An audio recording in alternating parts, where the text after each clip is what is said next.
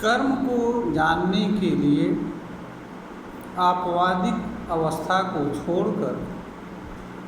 बाह्य कर्म करने की आवश्यकता मनुष्य को नहीं होती है।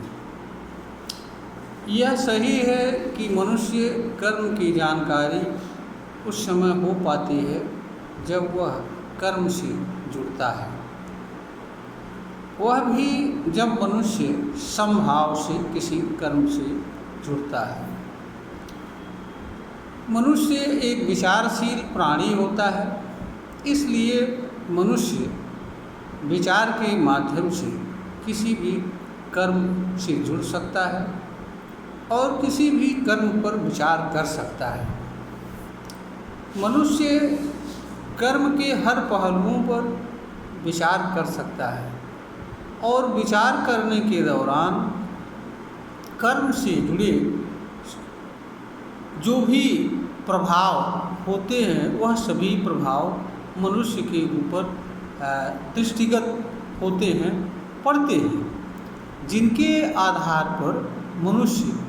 किसी कर्म को यह समझ सकता है, जान सकता है कि अगर वह उस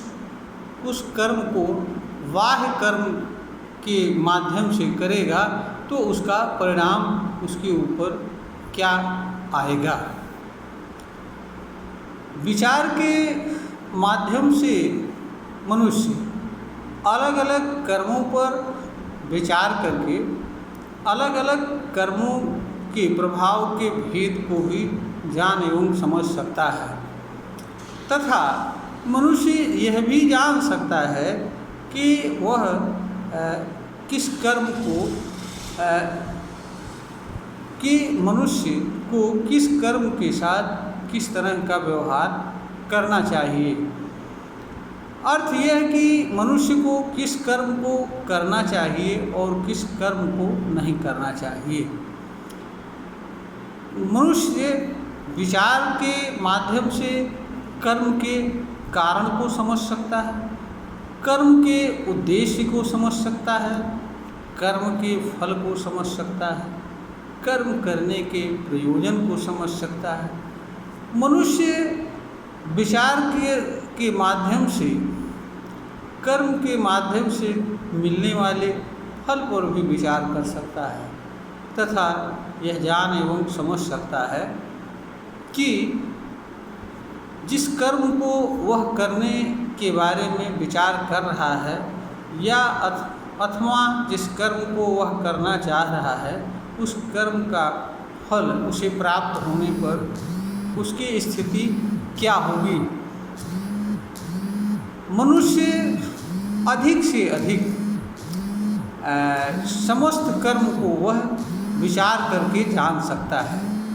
कुछ आपवादिक अवस्था में जहाँ हर हालत में बाह्य कर्म करना आवश्यक होता है, जैसे योग क्रिया, खेल कूद, व्यायाम आदि, इस तरह के कुछ ऐसे कर्म होते हैं जिन कर्मों में मानसिक पक्ष नहीं रहता है, जिन कर्मों में केवल शारीरिक पक्ष ही रहता है, जिन कर्मों में विचार एवं भाव की सीधी कोई भूमिका नहीं रहती है, उन कर्मों को और वे कर्म सिर्फ और सिर्फ शरीर के माध्यम से ही संपन्न किए जाने होते हैं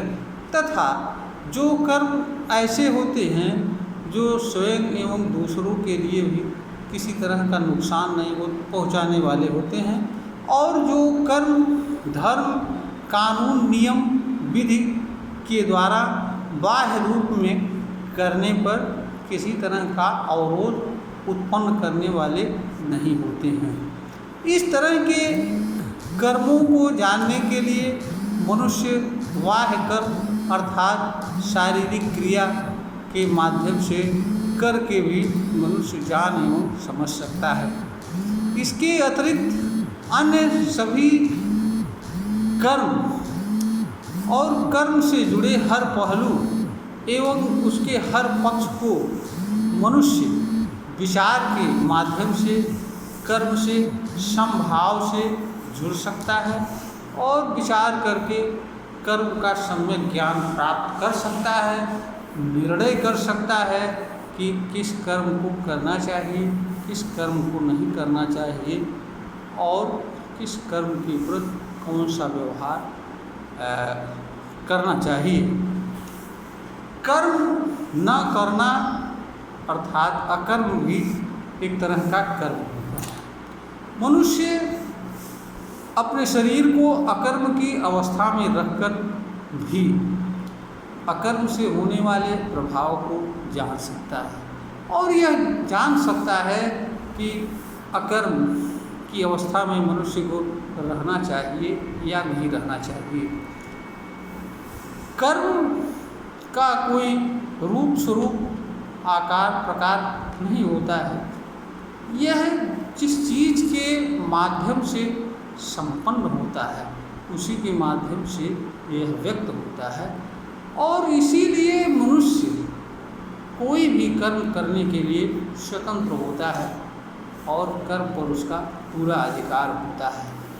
किंतु वह कर्म के प्रभाव, कर्म के कारण, कर्म के उद्देश्य और मिलने वाले फल से बचने की क्षमता नहीं रखता है। इसलिए मनुष्य के लिए वह आवश्यक होता है कि वह विचार करके वही कर्म करे जो उसके एवं समाज के लिए कल्याणकारी उपयोगी हो तथा जिस कर्म से उसको एवं समाज को पीड़ा एवं दुख पहुँचने वाला हो, ऐसे कर्म से स्वयं को दूर रखे। यह वीडियो ज्ञानवर्धन हेतु बनाई जा रही है। अगर श्रोता को